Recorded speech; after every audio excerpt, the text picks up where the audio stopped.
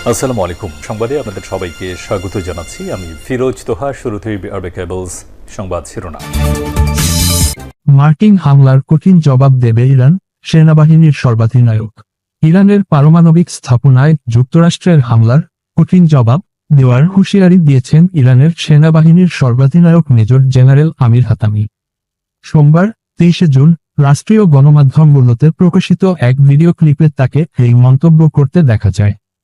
Major general আমির Hatami বলেন, আমাদের ইতিহাসে আমরা বহুবার আমেরিকার মুখোমুখি হয়েছি। যখনই তারা আমাদের দিকে আসার চেষ্টা করেছে, তখনই তারা কঠিন জবাব পেয়েছে।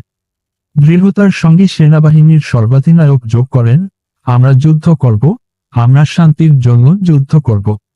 আমাদের অনেক শহীদ হয়েছে, কিন্তু আমরা শক্তি ও সাহসের সঙ্গে লড়াই করব।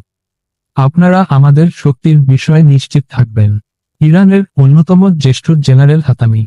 এক সপ্তাহেরও কম সময় আগে তিনি এই পদে নিযুক্ত হয়েছেন। ইসরায়েলের সাম্প্রতিক হামলায় বেশ কয়েকজন জ্যেষ্ঠ সামরিক কর্মকর্তা নিহত হওয়ার পর ইরানের সামরিক নেতৃত্ব